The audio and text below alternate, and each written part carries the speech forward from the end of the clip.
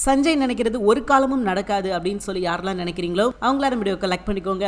ஆமாங்க, உண்மையை சொல்லணும் அப்படின்னா சஞ்சய் 2 பேர்த்த பிரிக்கிறேன் அப்படின்னு சொல்லி அவன் இன்னும் அதிகமா சேர்த்து வச்சுக்கிட்டு இருக்கான். அதுதான் உண்மையும் கூட. இவன் பேசாம இருந்தாலே பைரவி கொஞ்ச நாள்ல டைவர்ஸே வாங்கிடுவாங்க.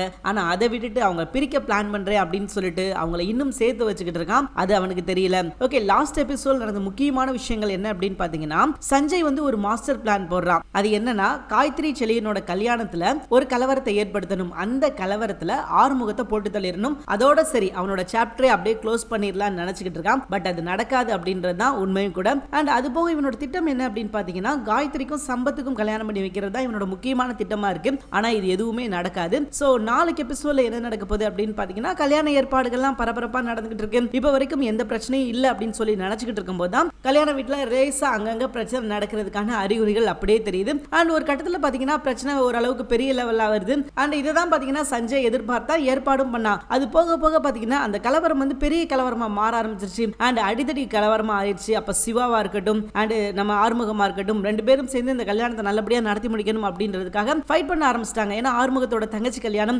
நல்லபடியா நடக்கணும் அப்படின்ற ஆசை அவருக்கும் இருக்கும் இல்லையா? சோ அதனால பாத்தீங்கன்னா ஃபைட் பண்ண ஆரம்பிச்சிட்டாங்க. வந்தவங்க எல்லாத்தையும் அடிக்கிறாங்க. ஒரு பக்கம் சிவா, இன்னொரு பக்கம் ஆறுமுகம், எல்லாரும் சேர்ந்து வந்தவங்க எல்லாத்தையும் அடிச்சுக்கிட்டு இருக்காங்க. அண்ட் இதுல தான் போலீஸ் பக்காவா பிளான் பண்றான். ஏன்னா அவனை தான் பந்தோஸ்துக்கு போத்துறது சஞ்சய. ஆனா அவன் என்ன பண்ணிட்டான் அப்படின்னு பாத்தீங்கன்னா, சரியான சந்தர்ப்பம் வரும்போது அவனோட ஆட்களை வச்சு அவனை குத்துறா அப்படின்ற மாதிரி சொல்ல, அவங்களும் ஆறுமுகத்தை ஒரே குத்தா குத்திடுறாங்க. ஆறுமுகம் அந்த இடத்துல சரிஞ்சு விழுந்துறாரு. சோ இந்த கல்யாணம் இப்போதைக்கு நிக்கிற மாதிரி தான் தெரியுது. ஏன்னா அண்ணனை குத்திட்டாங்க அப்படின்னா நிச்சயமா காயத்ரி கல்யாணம் பண்ணிக்க மாட்டாங்க. முதல்ல அண்ணனை காப்பாற்றணும் அப்படின்னு சொல்லி அந்த விஷயத்தை தான் பார்ப்பாங்கன்னு வச்சுக்கோங்களேன். சோ அதனால இப்போ ஒரு பிரச்சனை வந்திருக்குது அப்படின்னா அந்த இடத்துல கல்யாணம் நடக்கிறதுக்கான வாய்ப்பே கிடையாது. கல்யாணம் நின்றும். அண்ட் அது போக நம்ம ஆறுமுகத்துக்கு இப்ப கத்தி குத்து. அவரும் பாத்தீங்கன்னா எல்லாருமே ஷாக் ஆயிட்டாங்க. ஐயோ, ஆறுமுகத்துக்கு இப்படி ஆயிடுச்சு அப்படின்னு சொல்லி எல்லாருமே அதிர்ச்சியில இருக்காங்க. யாருமே கொஞ்சம் கூட யோசிக்கல, என்னடா இது இப்படி ஆயிடுச்சு அப்படின்னு சொல்லிட்டு. அண்ட் பைரவி இங்க தன்னோட காதலை வெளிப்படுத்துறாங்க. இவ்வளவு நாள் தன்னுக்குள்ள பூட்டி வச்சிருந்த அந்த அன்பு இந்த இடத்துல தெரியுது. சோ இதுக்காகவே இன்னொரு தடவை கத்தி குத்து வாங்கலாம் அப்படின்னு சொல்லி ஆறுமுகம் சொல்ற அளவுக்கு பாத்தீங்கன்னா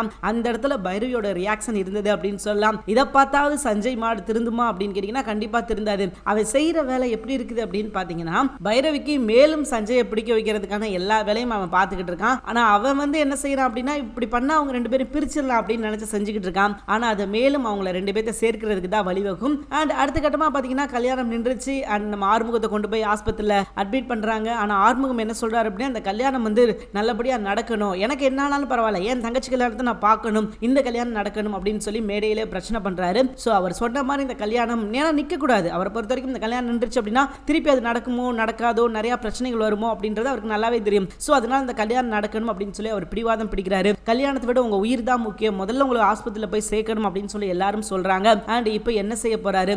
எல்லாரும் சொல்ற மாதிரி அவர் போய் ஆஸ்பத்திரியில சேர்த்து அவர் பொழைச்சதுக்கு அப்புறம் மறுபடியும் கல்யாணம் கூட பண்ணிக்கலாம், ஒன்றும் பிரச்சனை கிடையாது. பட் இவர் ஆஸ்பத்திரி கூட்டு போறதுக்கு தாமதமாச்சு அப்படின்னா என்ன நடக்கும் அப்படின்றது உங்களுக்கே தெரியும். பார்க்கலாம் இதுக்கப்புறம் என்ன நடக்குது அப்படின்னு சொல்லிட்டு. தேங்க்யூ ஃபார் வாட்சிங். வீடியோ உங்களுக்கு பிடிச்சிருந்தா மறக்காம லைக் பண்ணிக்கோங்க. நம்ம சேனலை நீங்க சப்ஸ்கிரைப் பண்ணாம இருந்தீங்கன்னா உடனே சப்ஸ்கிரைப் பண்ணிக்கோங்க. தேங்க்யூ.